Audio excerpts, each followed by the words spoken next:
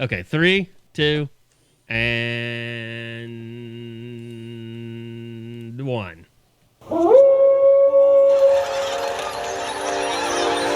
News team, assemble!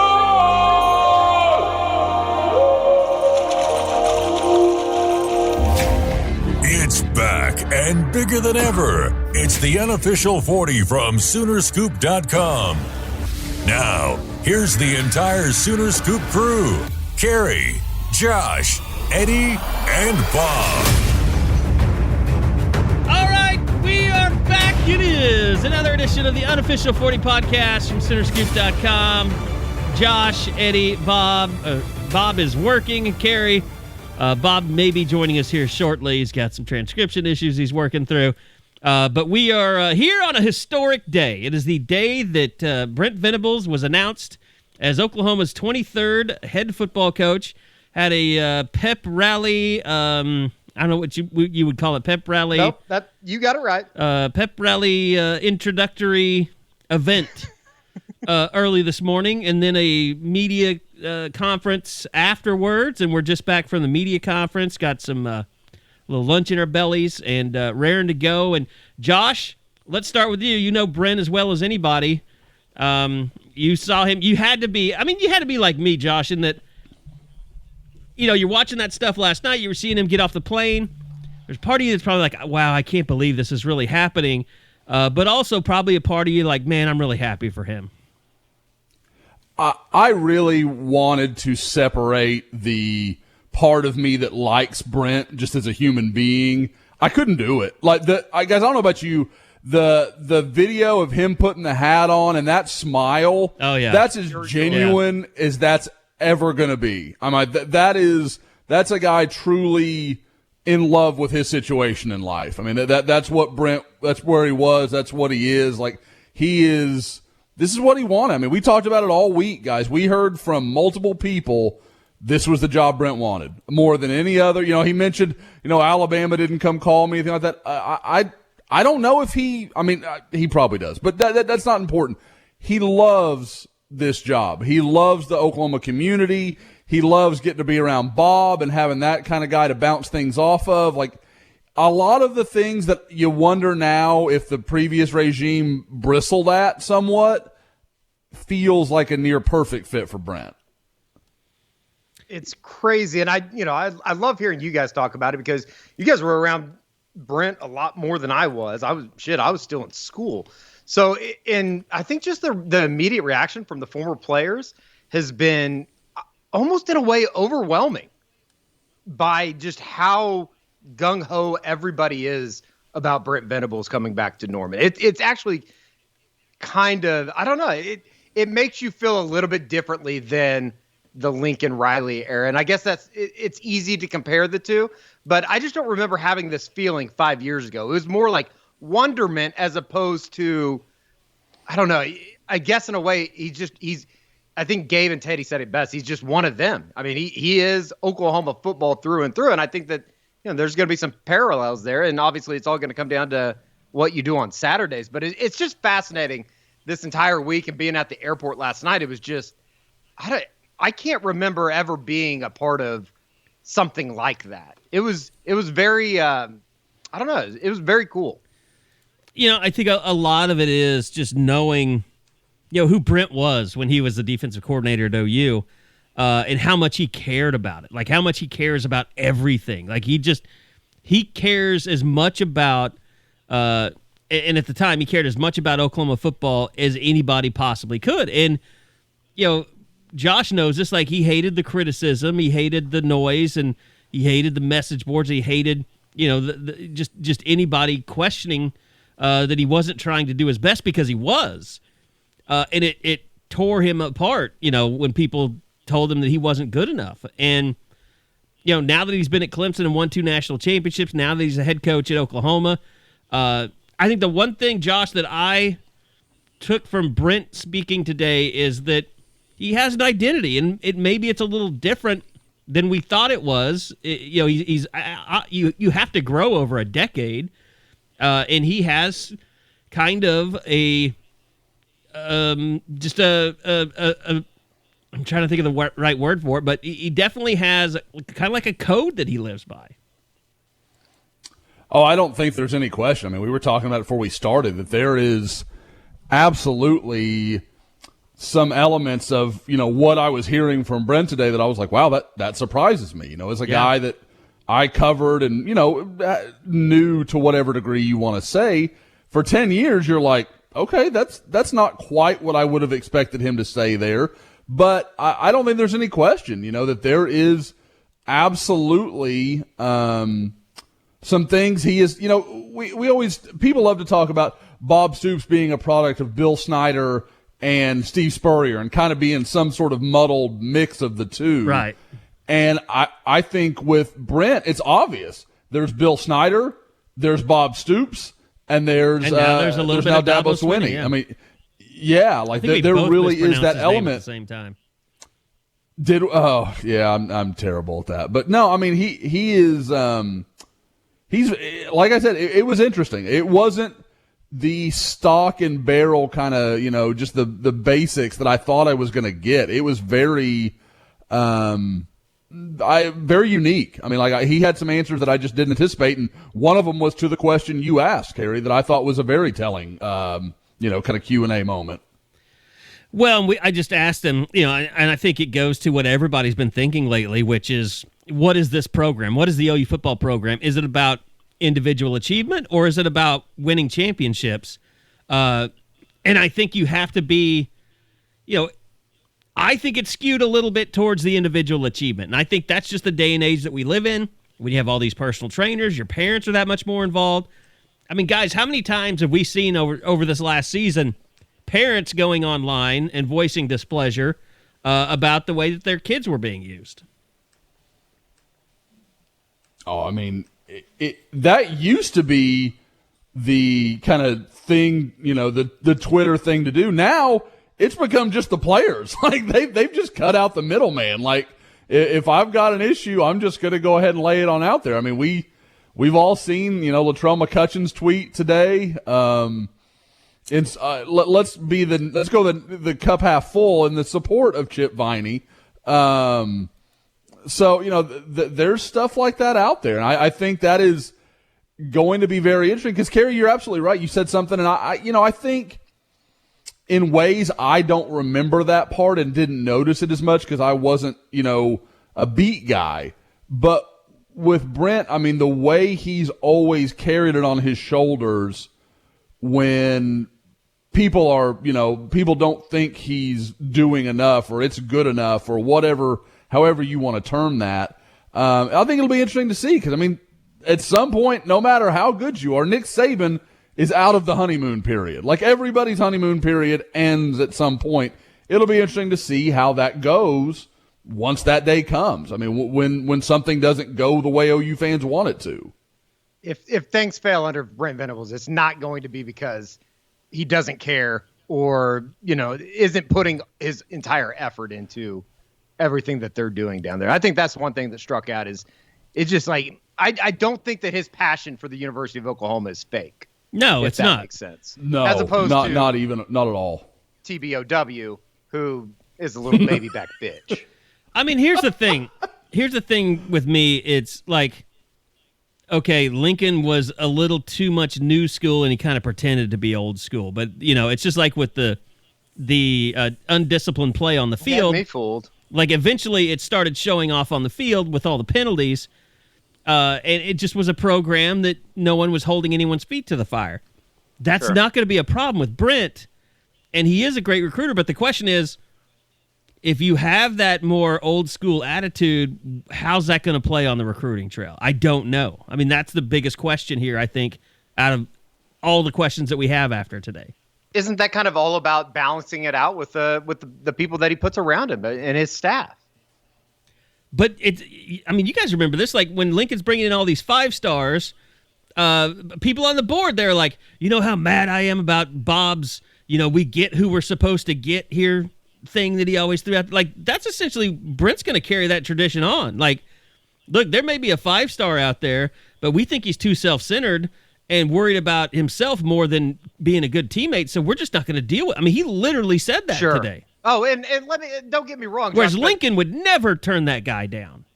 no doubt about it. And I think that's where you get into evaluation of, I don't know if character is the right way to say it, but and let me say, I would always take the 5-star. Don't get me wrong. And then try and by change any him. means. Yeah. But they also have probably had some guys that have been highly ranked or highly recruited that have come in and it just hasn't worked out. And I don't know how they go about fixing that. You're certainly not going to stop recruiting those guys, but let's be honest, like the last set of 5-star guys just simply haven't worked out for Oklahoma. When was the last time they did work out for Oklahoma? Who's the last really? I mean, C. Lamb, but wasn't he a 4-star? What was all Yeah, that? he was a high 4. The last 5 that wasn't Buki worked out really well for UW. Had a really nice year up there for him. Not a Yeah, 5. they got a coach fired and not even going bowling. Yeah, I mean, Jaden Hazelwood's a Oklahoma- perfect example, isn't he? Yeah. Trajan Now, Bridges going to jail. I was going to say Theo Wease Trajan never is became probably a star. Yeah. Theo and Jaden, it's hard to be like, well, they just they had injury issues, especially Sure. Jaden could never really That's fair. So I don't know that's all on them, or and I certainly don't I never watched Jaden Hazelwood and thought that guy's not bought in. But Rattler, if there was but Rattler, yes, yep, that is a fair beef. I mean, and I think Clayton Smith is incomplete because he'd never played this year. Mm-hmm. That story's yet to be told. I do think that it's easy to be a little bit butthurt or whatever you want to say or call it with the 5-star stuff at OU. And at the same time though, it's a university that sells itself. The program sells itself. They're going to still be able to get those guys. I'm not saying that they're not going to be able to. Yeah. the thing is that Guys, the last one, I Joe Mixon. Sure. yeah. I mean, And he's having absolute dude. And that was the worst experience Unbelievable that year in the you could NFL. possibly have as a college athlete. I think saying you could argue that OU still might be like, I don't know if we wanted that headache. No, So, I mean Bob Stoops said it. Like if he had to go through it again, he would get rid of him Yep. because it was the juice was not worth the squeeze in the end. Just hell, it might be the reason Bob's not a coach anymore, except on an interim basis. A good part of it. But no, I mean it is a good question, and yeah, I think the one thing that Brent said, and I think people are immediately going to think of Malachi Nelson, but talking about their offers have to mean something, and they're not going to offer a kid just because he's highly ranked and he's played 4 or 5 games on varsity, and they're not going to offer that kid until they've seen him play more. I don't love that. Yeah. I'm just not going to pretend I do. Yeah. I think in this day and age of recruit, because guys, there is one school in the country that operates like this, and it's Clemson. And so I get where he's coming from. Really hard to argue with the track record and the success. At the same time, Clemson's doing it from a place of 2 national titles in the last decade. You can operate in certain ways that other people can't when you have that sort of pedigree and that sort of track record. Oklahoma's a great program. These kids know it's a great program. They can't walk into any room, flash their jewelry at everybody, and everybody's going to be like, well, okay, do what you're going to do. Like that. It's just a different mentality. And while I agree with I think the baseline premise of we want to value our offers, we're going to make them important. I'm not big on you've got to send out 450 offers. I don't like that. I think it makes because guys like me are like, and offer number 37 today for Oklahoma. Like, okay, like at some point it loses its luster, and the kids that are getting these offers, they can read the tweets. They know that it's not, that they've offered 74 offensive linemen today. Like that's not going to resonate the same way as an offer from Clemson, where they might have offered 10 offensive linemen the whole year. So I get what he's saying, but the idea of let's wait on I'm not even sure at this point if Clemson has offered Arch Manning.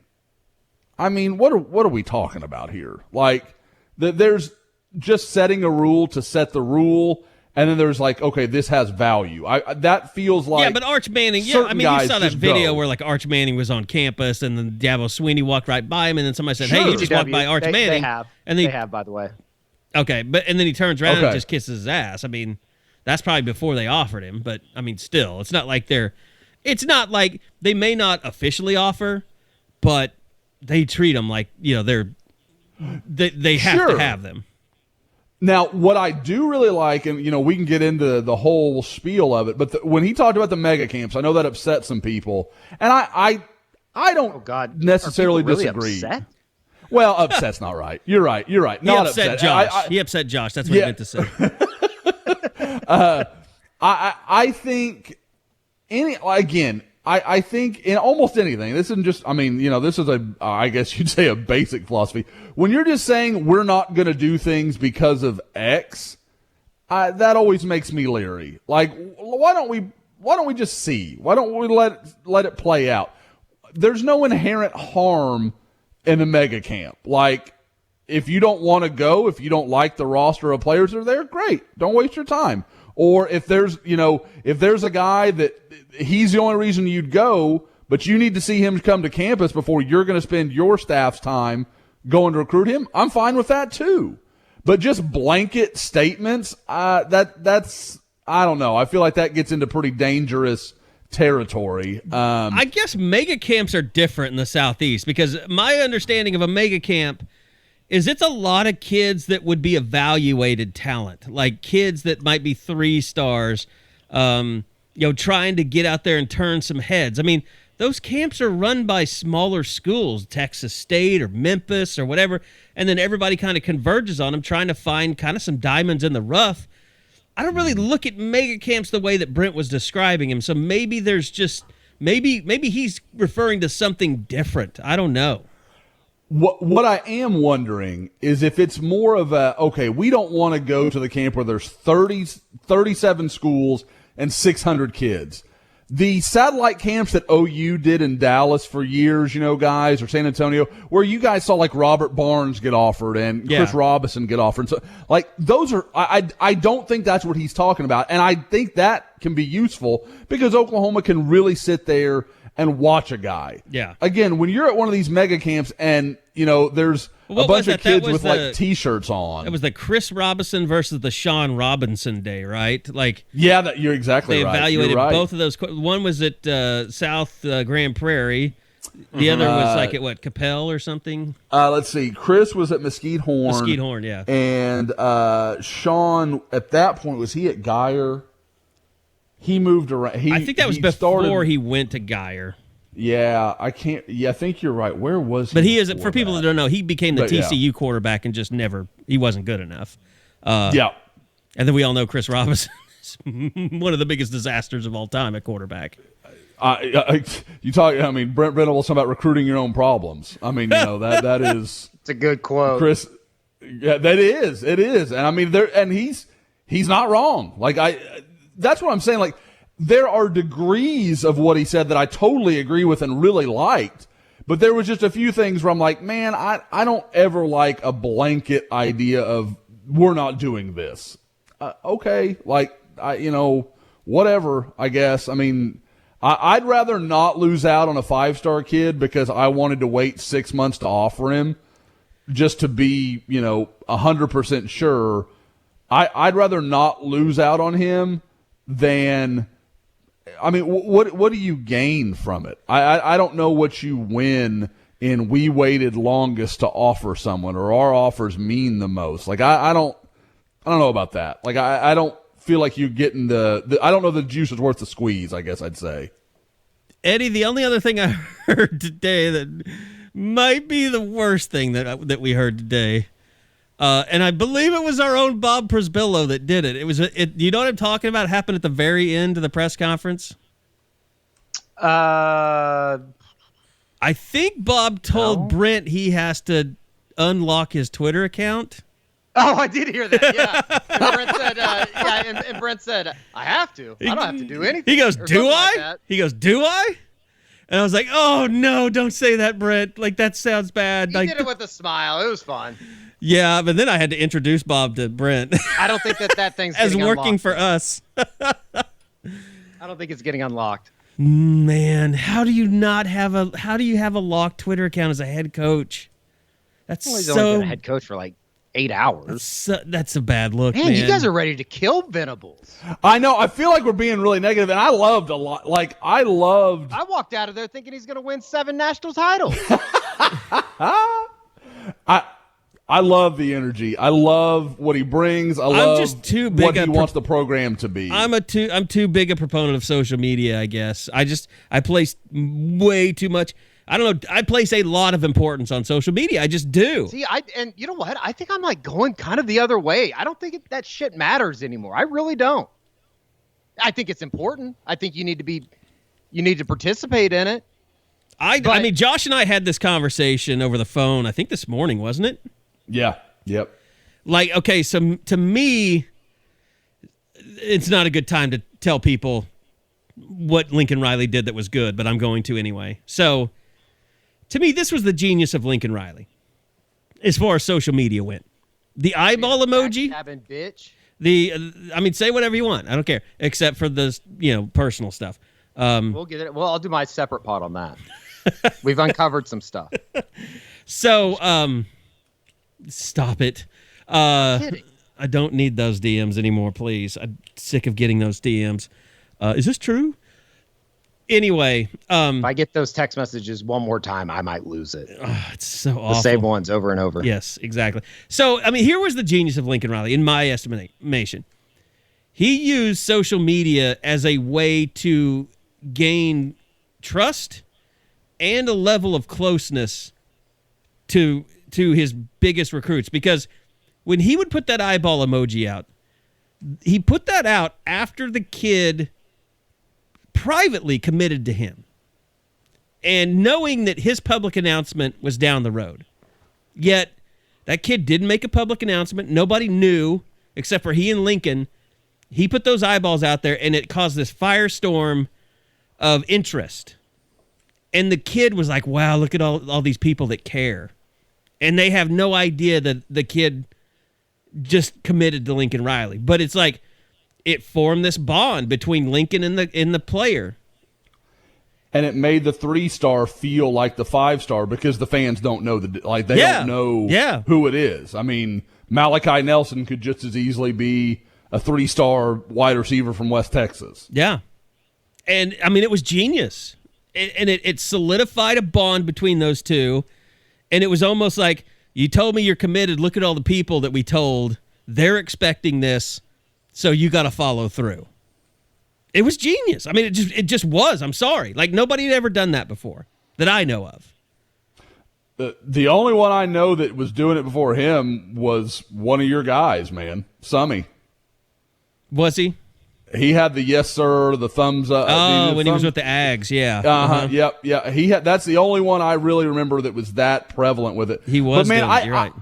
I definitely do want to be careful because I don't want this to sound negative. I thought it was very good, overall, very positive feeling from it. But there were a few things that, as a recruiting guy, I was like, well, that's not the way I would have gone with that. I just believe in the outreach. I think a lot of that was just too literal too. I don't truly believe that he'll do a bunch of that. I think it's kind of like you referenced, Kerry. I think that's the first time he's had to kind of give an oral presentation in front of a lot of people too. And it's not really. It's not a setting that I think Brent. Oh from what I can tell, really would excel at having a one-on coach football. And that's the thing. And maybe that's not so bad for Brent. Maybe that's just like, because Josh knows this. Like a one-on-one interaction with Brent Venables, you always come away feeling awesome. Sure. Like he's just a good dude to be around, and like his energy. That's what I got. He puts it on you.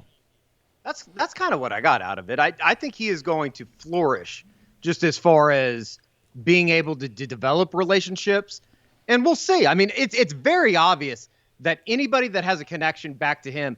I mean, I talked to some former players that didn't even play on the defensive side of the football, and they love Brent Venables. Absolutely love him.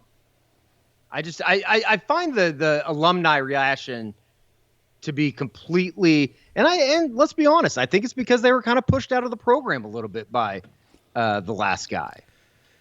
Well, let's face it. Let's face it. I think the entire fan base. I've been not shocked, but surprised at the amount of just 100%, Kerry. I mean, I thought about this on the way home. They went 10-2 last year. They had a 17-game winning streak at one point this year, and you would think that the fan base is rejuvenated to a point that they're coming off of a 4-8 season. It really does feel like that. And it's so bizarre that there's so much passion in this fan. And I know it's because they got screwed over by a guy. They got screwed over by I would call him TBOW because I don't want to do that to TBOW. Just TBOW. There's no or face. One of the two. You pick. No, but I mean, there's no doubt that there's a high level of feeling jilted with not just some of the fan base, but the entire fan base. Like, even like the big time donors that were in the room today, like they were beaming. It was like, I don't know if Lincoln treated them like shit too, but God, it's just like, what did we let that guy do here?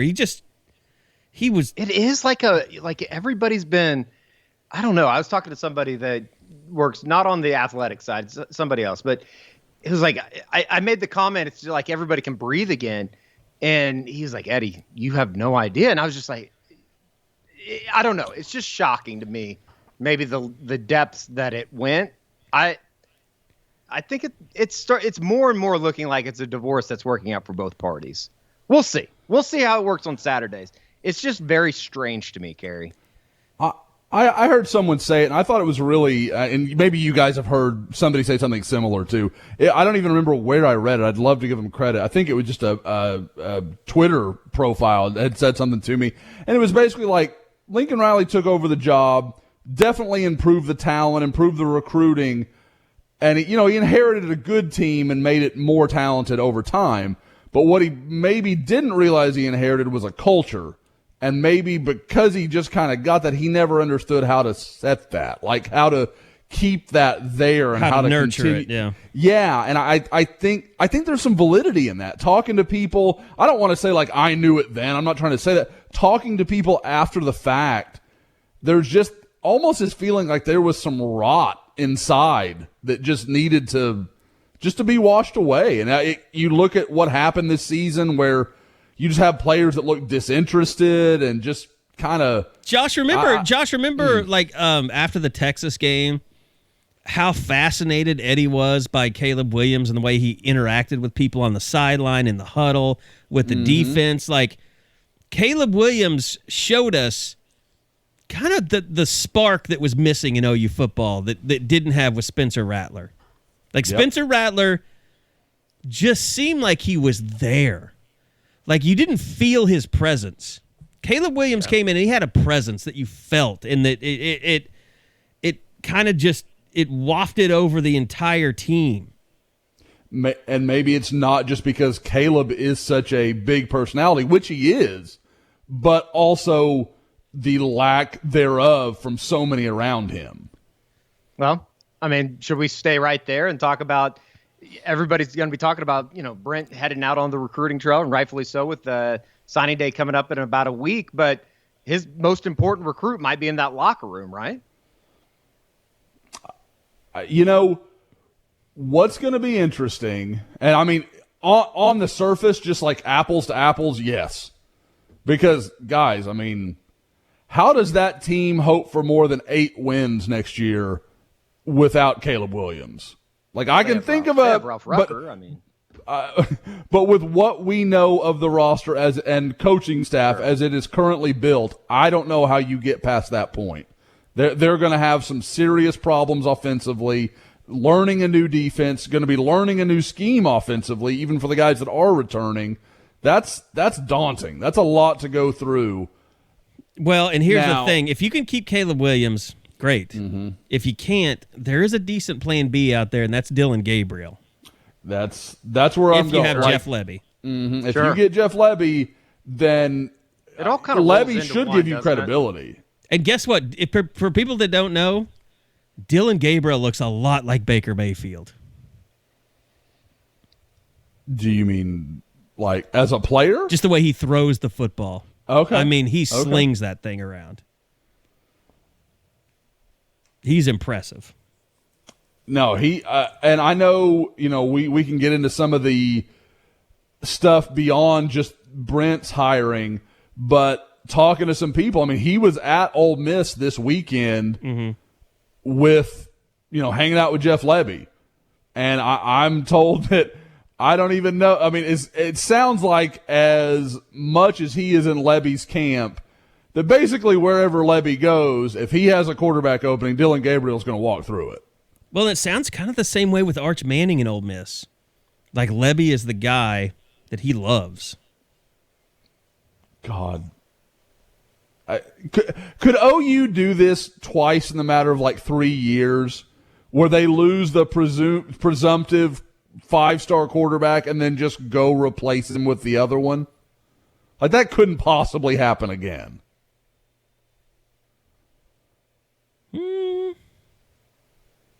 I mean, just math says it can't. That's that. I don't know. I mean, the problem is we don't know what Caleb Williams is thinking right now. No, I don't think anybody does. And I don't think he will until game. Jeff Lebby is actually here. Do you think with what Lebby likes to do offensively, though, doesn't that kind of it should be perfect. Caleb Williams just perfectly? Now, you can about guarantee that, somebody out west, if they were given the opportunity to talk to him, would point at, well, look at, Matt Corral. He had that game against, I think it was Tennessee, where he had 20 carries or something. He got beat you don't up. want to do that. Yeah, you don't want to do that. Be beat up all year. They had to do that because they don't have offensive talent like Oklahoma does. Like, that's not the same thing. But I was talking to an Ole Miss source yesterday, and that's my favorite thing about I know we have plenty of time to talk about Jeff Lebby. That's my favorite thing about that offense. He all year long, whatever they had, however he needed to tape it together, they put it together. Like if okay, we got to play a downhill running style, fine, we'll do that. Okay, we're going to air it out, and Matt Corral's going to throw 5 touchdowns. Okay, we can do that. Like he was willing to adapt to what he needed to be, rather than this is what we are, this is what we'll always be, and if somebody could, I don't know, say play an umbrella coverage, we're not just screwed. God, the umbrella coverage. Dead Soxy's been having a lot of great promotions lately, and hopefully you've taken advantage of, but as always, you use the promo code BOOMER, you'll get 20% off your entire order.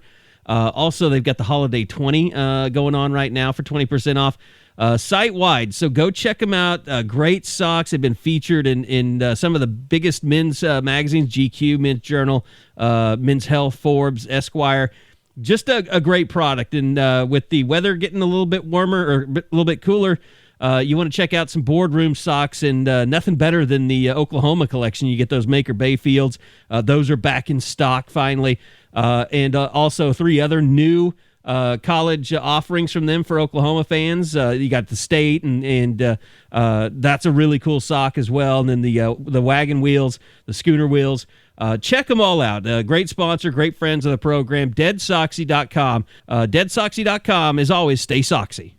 Like I said, there is a part of me, and you and I, again, Carrie, we were talking about earlier, where it just feels like there were people that just got comfortable. Just like, oh, this will be fine. We don't have to stay on our, P's and Q's and whatever else. I mean, I know, again, we started off kind of negative on Brent, and that's not the way I want this to feel at all, because that's not the way I feel. On Lincoln Riley. Come on. But you will literally never have to worry about Brent Venables is not on his game.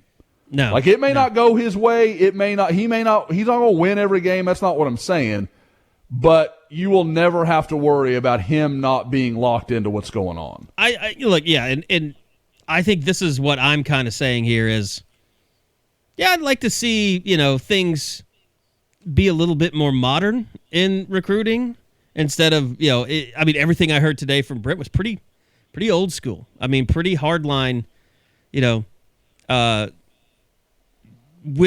is the way we do it, and there's no real discussion points on it. But at the same time, I think we can all agree this program needs a little bit of a culture change. Why? I mean, it's not even. Yes, like absolutely, and I think that kind of comes down to the strength and conditioning hire. I don't think that there's anybody. And you talked to the former players. I think this is what gets them so excited about the hire is the fact that there is going to be a mentality change down there. There is a focus back on the defensive side of the football. And, I think coming out of what they did, let's be honest, it had become a rather soft program in areas that if you want to compete at the level that Oklahoma thinks they should be competing at, you just can't get to. You can't be that soft and expect to beat the big boys. Agreed.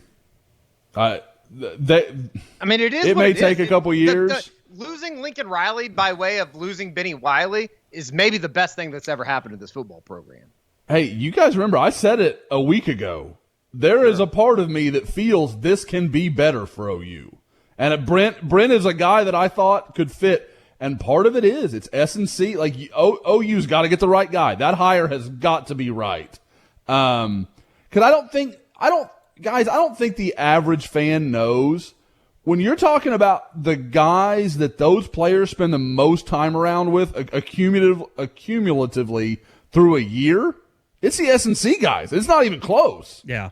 Like that is who they are around. That is who is setting the tone in a lot of ways for your entire program. You have to have the right guys.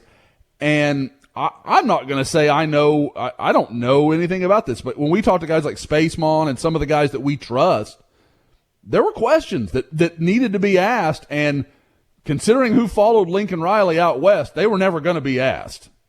So I like I said, and you talk about a guy like Tommy Moffitt from LSU now being out there available.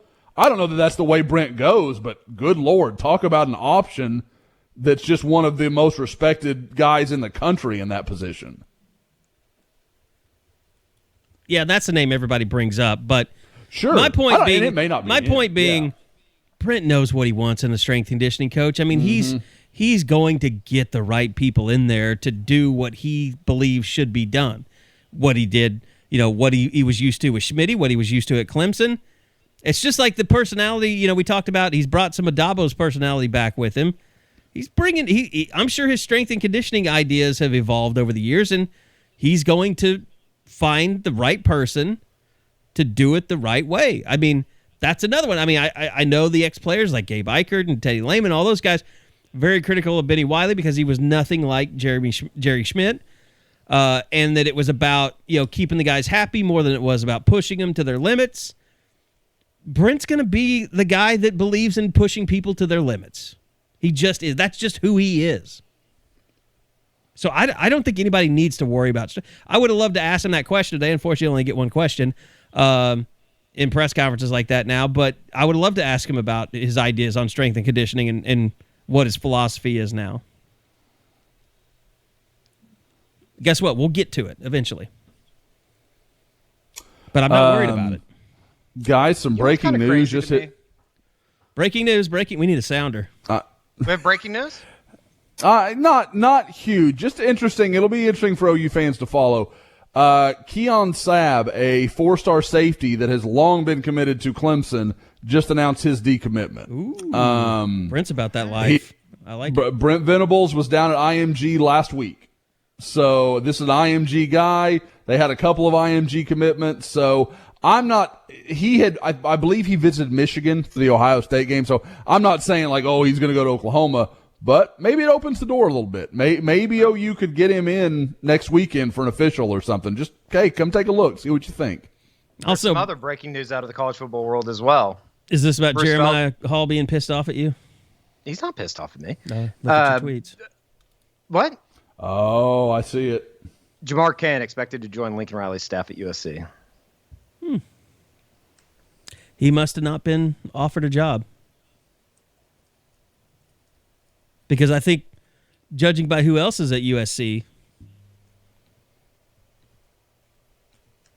we'd heard some information that he might not go because of that. Mm-hmm. It's all lies. Doesn't surprise me from that staff. So the question is, did they keep Tibbs over Kane? Because, I mean, that's the thing, and I know, I mean, I guess we could get into that a little bit, just what some of the upcoming staff talk. Yeah. So, I mean, I guess let's just start with what we know.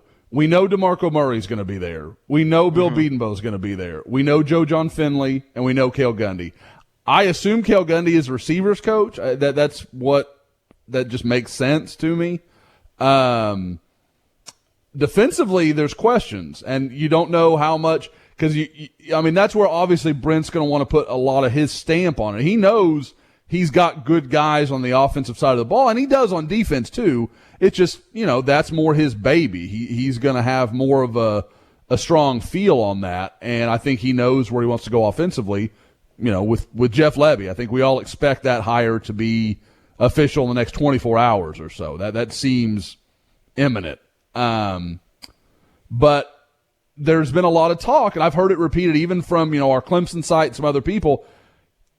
Brent Venables and Todd Bates, Clemson's defensive tackles coach, are very close. There's a very good relationship there, and there is a definite feeling that Bates might follow him to Norman. Well, he's the defensive tackles coach. That's what Calvin Thibodeau's done. So there was kind of an assumption that, Kane will take the defensive ends role where he's already been. But people forget, Thibodeau's coached defensive ends. I mean, he was the only defensive line coach until a couple of years ago. Right. So I think it's no big deal for him to take that role and make that work. Like that, it's not something. It's like it's not going to be foreign to him. God, it's what he played in college. So like it can work for him in that way. But yeah, I think that's where you start. Did you find it interesting you guys can definitely that chime Venables in. said that he's going to go defense coordinator? Or that he's going to hire a defensive coordinator? I think that's great. Yeah, I agree. That was one of the things I liked most of what he said, because it's just Brent. Guys, did you see the comment from Marcus Freeman? I don't mean to turn it into like Marcus Freeman against Brent Venables. Marcus Freeman, like they were asking him during his introductory press conference, like, how do you plan to handle recruiting? And he was like, man, I'm going to be the lead recruiter on every guy we're in on. That's what I'm talking about. That's the model. You have, as a head coach, if you're going to go land elite guys, you almost have to be the lead guy. You want your staffers there talking all the time, but when it's time for the in-home visit, or we're setting up the official, or talking to mom after the official, whatever it is, in some of those big moments, you need that head coach to be engaged and involved. And that's real hard to do when he is the primary play caller on either side of the ball. And see, that's what's changed since, the earlier days with Bob. Like, Bob played the role of closer. Like, he'd come in at the end, close the deal. You can't really do that anymore. You need to be involved from the jump. That's probably too young a term for me to use. You need to be involved from the start. Like, when the parents come in for the first unofficial visit, like, you need to be right there in the center of it all. Like, not handing it off to the position coach. I think in today's world, that head coach, whether it's an offensive or defensive guy, they've got to be almost like the lead recruiter on everyone. Or am I wrong? 100%. Wasn't it? And again, Marcus Freeman, who I didn't realize was so just impressive. You talk about a dude that is fucking awesome. Didn't he said something to do with the fact, I think, Josh, you retweeted it, just as far as he wants to be the lead recruiter on every guy that they bring into the program. Yeah, he just. And said I know that. that's probably unrealistic, but I love that from a head coach. Oh, that again, I mean, that's just because, like I said, guys, time and time again, when I talk to players that sign at various schools, almost invariably the school they sign with is the head coach they have the best relationship with, because they know that I mean, like, what position? Because people always talk about, oh, you pick the school, not the coach. Head coaches don't move around in the same way assistant coaches do. Yeah. Don't tie your heart to an assistant coach. Now, obviously, as OU fans learned this week, head coaches will move too, but it's not as prevalent. It's not as regular, especially if you're signing at a major program that's having a lot of success, because if that's happening, why the hell do you leave? Long pause. But that's where it's at. So I think that is going to be really interesting to follow. I think where I'm really up in the air because I don't know what the answers are, is really at linebacker and in the secondary. Because I think that in the secondary, I think they've got a lot of interesting options. At linebacker, I'm interested to see if nepotism's not the right word. I'm not sure if they won't go with someone that Brent's very comfortable with, a guy like Brandon Hall from Troy. I don't think he'd be the coordinator as he was at Troy. No, I was told he would not be. Yeah, have him be the linebackers coach because he knows how Brent wants things done. He basically learned, I don't want to say everything he knows, but his teeth were cut in coaching watching Brent Venables. So, and we all, I know Carrie and I remember watching him at camp for years and years and years where he was just he was always right by Brent's side. So, you get that and that makes sense because that's going to be tough. I don't care if it's a very experienced linebackers coach. Brent is so minute in his detail at that position. Boy, it's going to be tough to be a coach there if you don't know exactly what he wants. Stupid question.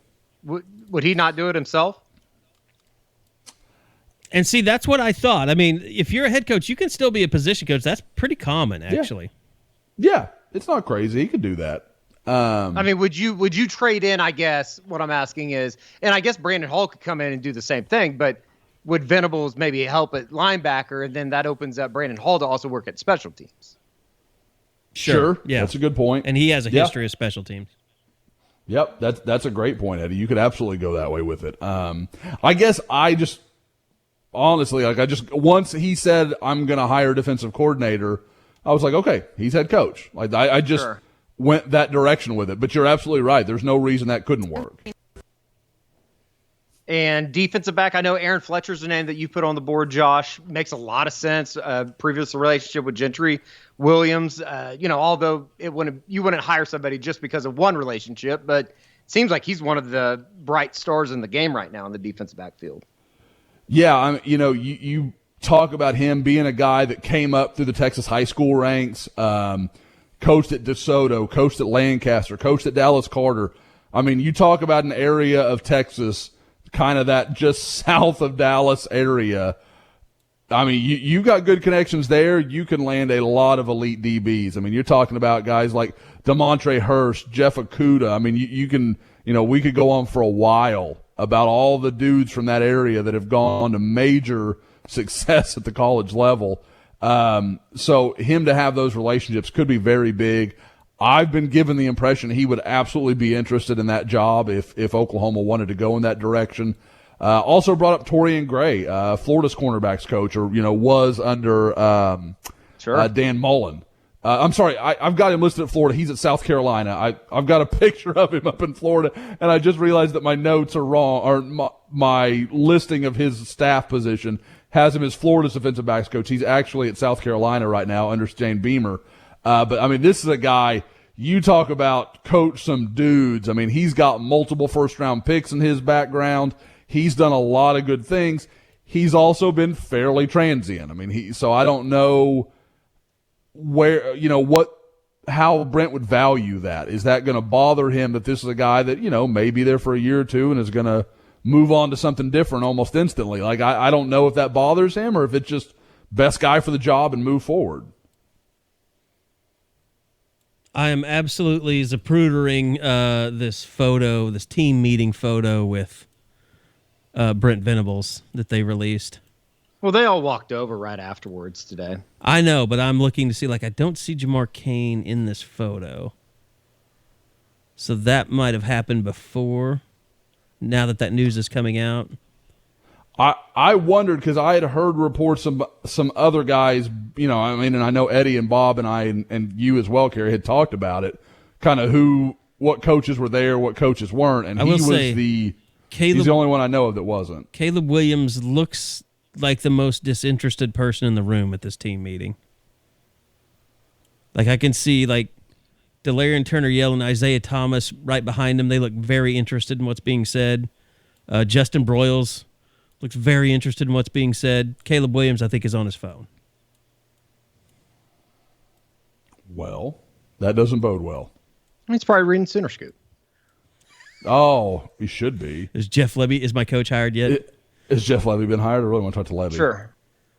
Good news, though, that I think that we all would agree that it's good news that Bill Beaneau's sticking around. DeMarco's obviously going to be sticking around. What is the wide receiver position? Would Malcolm Kelly be an interest there? I know, Kerry, that you kind of alluded maybe some differences there. I don't know. Maybe I should text Malcolm, see what he says. Well, okay. The issue would be is if he is the receivers coach or whoever you want to say, where does Gundy fit? Yeah. I mean, Gundy almost has to be. I don't know if Levy has a relationship with Malcolm is the only thing. Yeah. And that's just like Dennis Simmons is Lincoln's right-hand man. Like, I would think your receiver coach is pretty much a pretty good extension of you compared to most positions. And that offense. I mean, they would have been on campus at the same time while Levy was GA-ing for OU. I guess so, yeah. I mean, that would have been – I think he finished in 7. But what I'm saying is he hasn't been in his offense. He's been in Doug Meacham's offense. Mm-hmm. Mm-hmm. More of the air raid, I don't know. I mean, Art Briles was at Texas Tech at some point, so just leave and get Quentin Johnston headed up north up 35, and then everybody's happy. I think all Sooner fans would be happy with that after the game he had. Yeah, there's Perry on in this photo. I don't know if Nick is in this photo. Benito. Yeah. Well, did you guys find the timing? Did you find the timing of that kind of bad? I mean, I get it. Well, he was walking right behind. Well, he must have been because he was walking right behind Brent when they were coming over to the stage at Everest. Because it was literally like the second that ceremony ended, he tweeted it out. And you're like, okay, OU was having all these positive feelings for just a second for this week, and then it's just gone again. Yeah, maybe tomorrow would have been fine. I don't think guys take all that into account like we do. No. And again, I don't think he meant to. I just think that's one of those things. Surely he's working with an agent by now. Why don't let's make this go over as good as we can. Let's save it till we're the story and not a new coach. But DeMarco is in this photo. Tibbs is in this photo. Why wouldn't they be? Well, I'm saying I don't see Kane anywhere. Well, he's not part of the staff, I guess. No, that's what Kerry's saying. Maybe that's telling that we could have. Yeah, stop shitting on everything I say and listen. Well, and it may tell us something about Tibbs, so that he is there. I mean, look, I think defensive coordinator, that is, like you said, that is an extension of Brent. I would be shocked if he brought in some defensive coordinator that did not share all the things that, all of his philosophies on defense. I'm not saying it's a figurehead. I'm just saying it's someone capable of doing the things that Brent wants to do. Now, offensively, that's the hire. And we all think it's going to be Jeff Lebby. And there's even some reports that Jeff Lebby has told, his players. Sounds like he's making it very well known that that's what he's doing. Yes. But then the question becomes, okay, I mean, obviously Joe John fits in. I don't know why DeMarco wouldn't fit in. Legend, recruiting very well. I mean, does anybody have a better stable of players that they've recruited than DeMarco right now for 22, 23? No, especially if you throw in the possibility that he lands Javonte Barnes, which I think OU could still do. Because even without a head coach, he was so firm in his affinity for DeMarco and OU. So I think that's gotta be good. As far as a defensive coordinator, one of the names, talking to some Clemson people, another guy that he's very close with on that staff is Mike Reed, the cornerbacks coach at Clemson. Been there, for 8 years with, so the vast majority of his time at Clemson, these two are working together, and apparently they're close. They're good friends. And I've heard talk that there's a possibility Reed could be the heir apparent to Brent at Clemson. Now, there's some talk of maybe he'd be a co-defensive coordinator with another guy, or maybe he'd just be outright the guy. So you don't know how he would come out on that possibility. You'd have to see, what Dabo actually offered him and, go that way with it. But it's, like I said, I was told by several people that it's something Brent would probably look at. Wow. I mean, it's just been a week. I mean, it's crazy, dude. I still get is there still a little part of you guys that's like, even when we heard it today and he gets introduced, it's like, holy shit, Brent Venables is back at OU after all these years and after all these, for some reason, it just feels right that, in a way, Bob got betrayed by the guy he had handed the program to, and he turns it over to Brent Venables, who's his close friend and a guy that just gets everything that is OU football. I don't know. It's kind of cool. No, it definitely is. I mean, it's and that's it's not really he's gonna, win 12 games every year. I mean, it could fail and we all look like idiots, but I think there's a lot of people that are really, really excited about the idea of Brent coming back and this is his program now. I'll say this. It's regardless of what happens, it's the best move for right now with everything that's happened. And if it doesn't work, you move on to the next chapter. And maybe if it doesn't work, maybe Joe C hangs it up with him and they just go, start all over. But for me, I'm just saying for now, it's the best move. It's the best move you could have made. The fans love it. I like it. I mean, I like the move. I like that. I was for Brent Venables the entire time, and Brent Venables and Jeff Lebby, I think is going to work. I do too.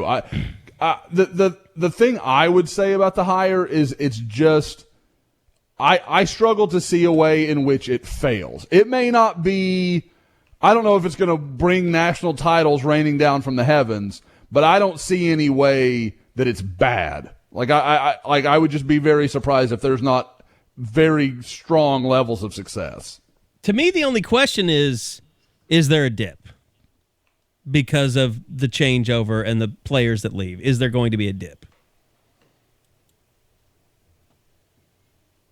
Yeah, I mean I will say the quote unquote exodus hasn't been as, I guess, bad as I thought it was going to be. Does that make sense? I'm not saying that what they've lost won't play a role in next season, and I think that there's probably still more to come, as well as the other way around, and people enter the program that we don't expect right now. But it's been affected on the recruiting side of things a lot more so than the team side. Yeah, I'm with you, Eddie. I thought we would see more of the team fall out. I thought there would be more of that going on. And I tweeted it last night.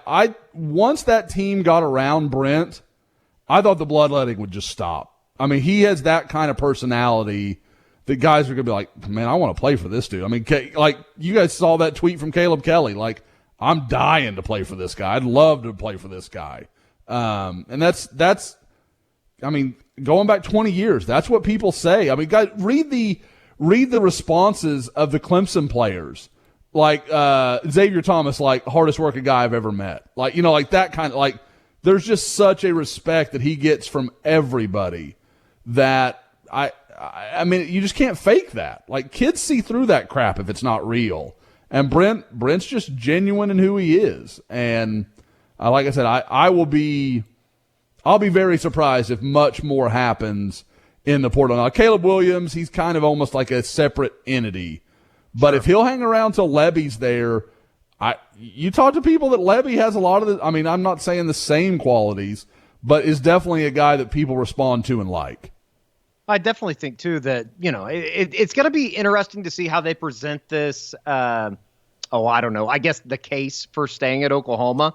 But, I was talking to some people earlier today. And it's like he could not win 9 games. And just by staying around and quote unquote playing like the Russell Westbrook, I got your back type thing with the program, even if he wants to fool people for a year, he will go down in OU lore as one of the greatest to ever play here just because he stays around for a year.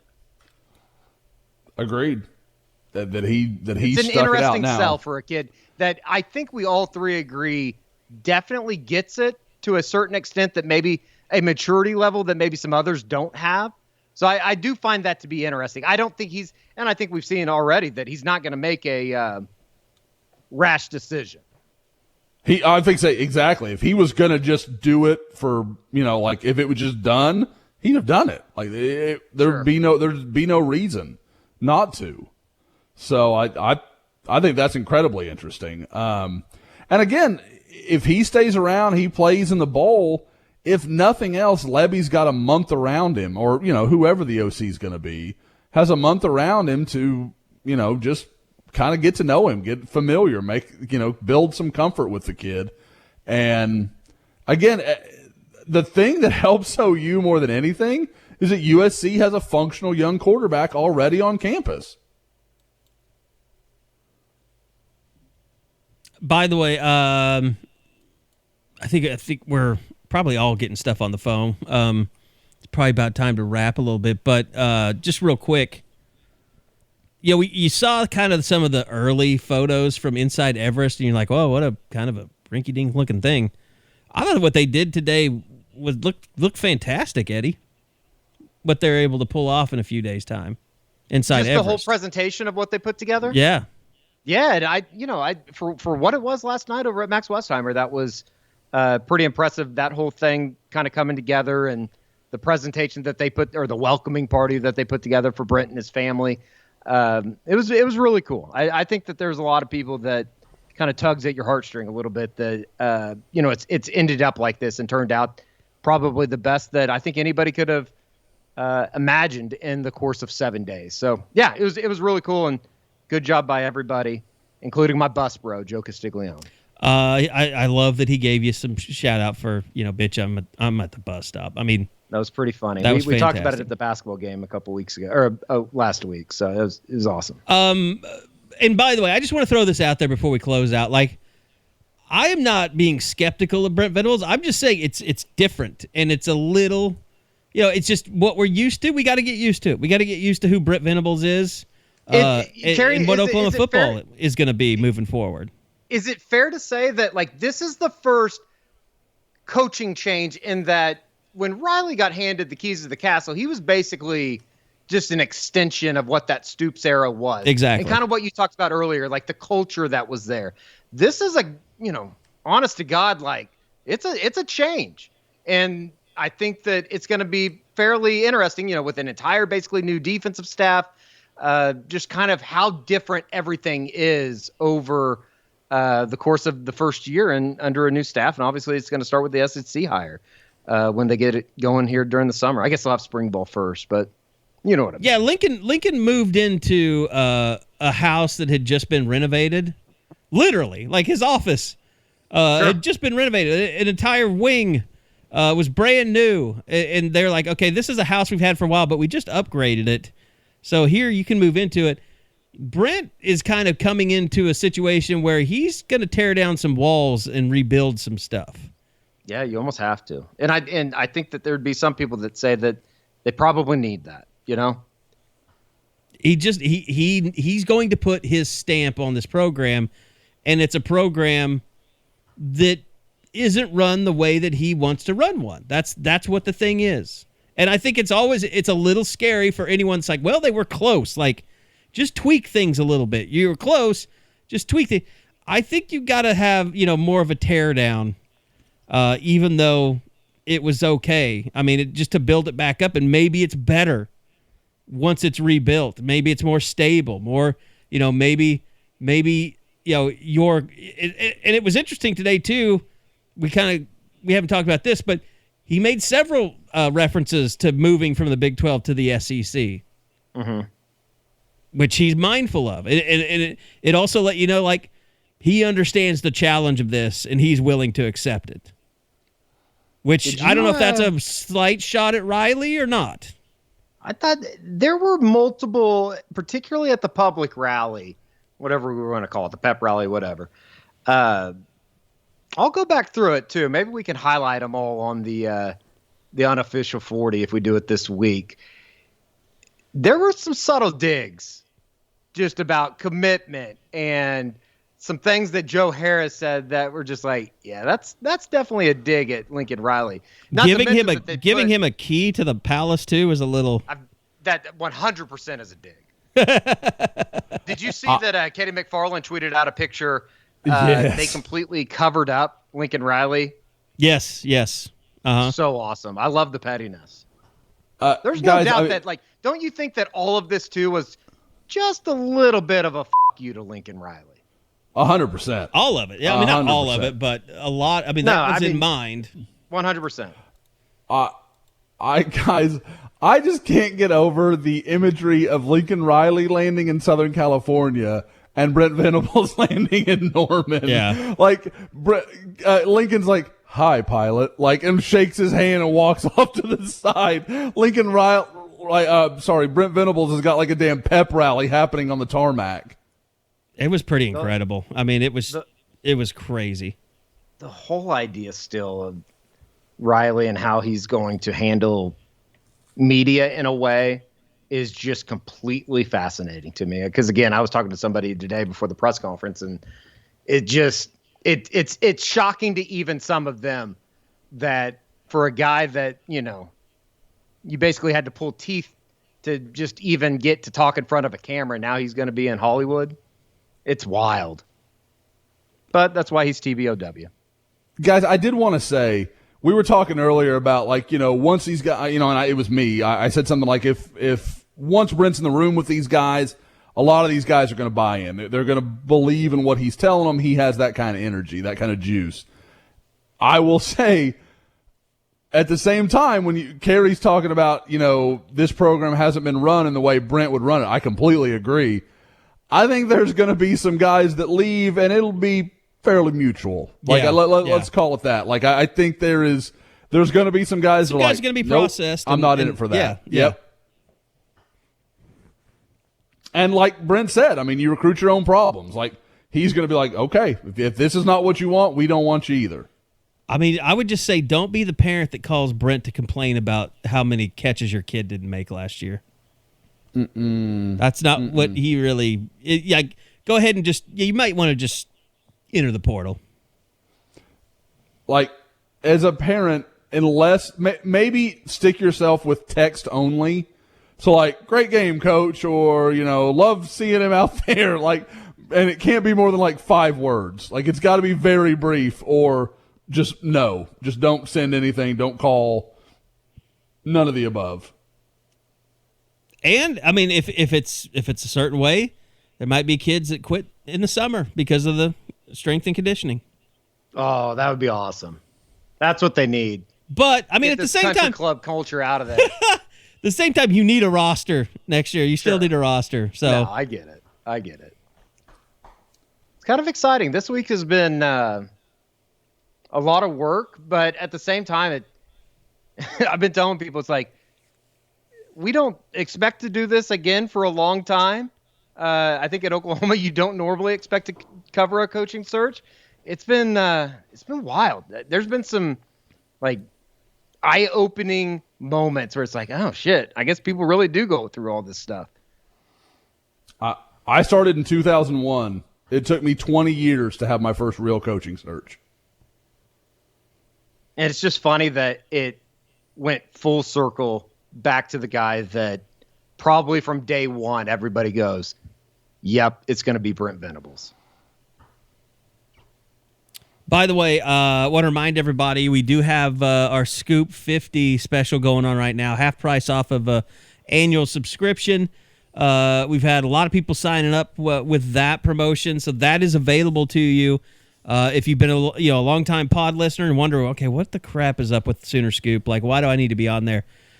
Use that promo code SCOOP50 and get half price for a full year. We'll give you a full year just to test it out, see what you think, become a part of the community, and just get all our little updates, our tidbits, and our notes on what we're hearing behind the scenes. Even if we don't think something's going to end up being exactly what happens, we'll kind of just let you know this is kind of where it's going, where we're hearing. We don't think it might happen, all that stuff. So we just pretty much have a stream of consciousness on the Crimson Corner where we just tell you guys what we're hearing throughout the day, and we're always making phone calls, always hearing from people. So go sign up, Scoop 50, and get yourself a year subscription for half off. So that's only about $50. In fact, I'll just tease it because we know that's my style. I think Eddie just heard word of a very interesting possible defensive coordinator hire. So, yep, that's Bob doing Stoops. a little background. That's interesting. Oh my, how epic would that be? That'd be just unbelievable. I don't think he's interested. That's Hall of Famer Nope. Bob Stoops to us. Yeah. Well, Yep. tomorrow he will be, yes. Oh, is it tomorrow? I thought it was tonight. Maybe it is tonight. My bad. I know the No, interview stuff there's was the something. 7th. It's a 2-night thing, I think. There's like Yeah. a dinner on one night and then an induction on the other. I'm pretty sure it's the 7th when everybody gets put in. Okay. Or when Bob gets Speaking of guys in Las Vegas and rumored to be Las Vegas, do we need to do any kind of post-mortem on Dabo Swinney, like the rumors of Dabo Swinney in Oklahoma, just to finally be done with that part of our lives? Yeah, I'll just tell you. I'll start out. I mean, Well, I was embarrassed to even call you guys. You so were, and you were the first I'd heard of it. I was like, no, and then about an hour later, I had someone reach out.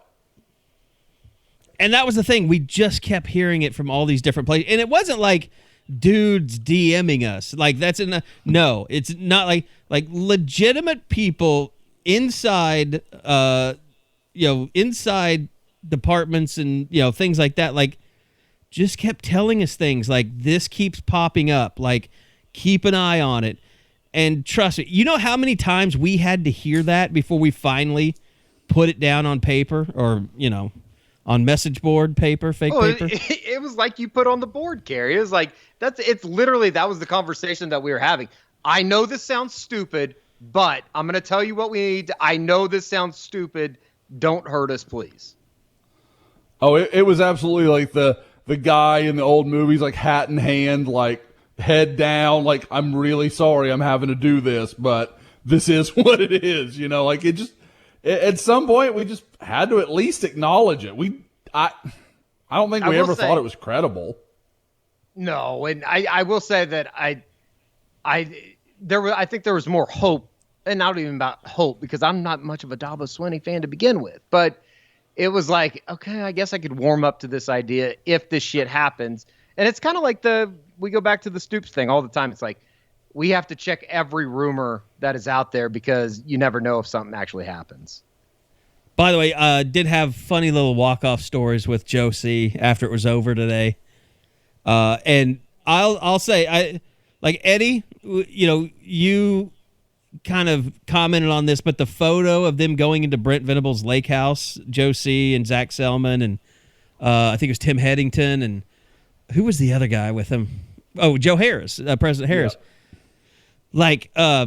Joe literally detailed that guy following them to us. Like they knew it was happening, and they just thought they were so going to get away incredible. by going down this private drive, but he kept following them. Like that's shit that I wouldn't even do. No, I wouldn't let you do it. I don't feel I think you would comfortable call me saying, "This is what I'm doing. I don't feel good about it. Should I keep going?" And I would say, "No." That doesn't Get the mean I'm hell going out to of take there. down the cameras outside the Riley's house, but that's neither here nor there. But yeah, I mean, the whole thing is just, I'm glad it's over. I'm glad that OU has a head coach. I'm glad it's Brent Venables. I'm so happy for him and his family. Just knowing him over the years, like we've gotten to know him. It's like we said at the beginning. You watch that video of him in the plane, or just him coming down off the plane last night, or even the video from today. I mean, that is a guy that is truly, I think, appreciative and overjoyed that, I guess in a way, waiting was worth it for him. I would say this. Turned out waiting was worth it. If you think that you liked what you saw today, just wait till he gets comfortable. I mean, he's going to get more and more comfortable in this role as public speaker and guy that's, looking over his own program. he's going to just get more and more likable. Sure. And wait till more people interact with it. Like I ran into Brent at the grocery store, right? Like that kind of crap. That's when Brent wins. Like he is that guy that really, and it sounds so cheesy. It sounds like a bad like romantic comedy, but he's the guy when you're talking to him, you feel like you're the only person in the world. Like you're the only one he wants to talk to. He is that sort of engaging personality. Like I don't know if it's from 17, energy drinks a day or what it is, but I think it's dude natural. He radiates energy. Like he is just constantly in motion. And also love the story about his family had been touring the facility last night, got really late. They were going back to where they stayed, but they needed something to eat. And I think his kids probably had Whataburger for the first time in their lives. And Beautiful apparently experience. it was religious in experiences. It doesn't surprise me that he's a triple.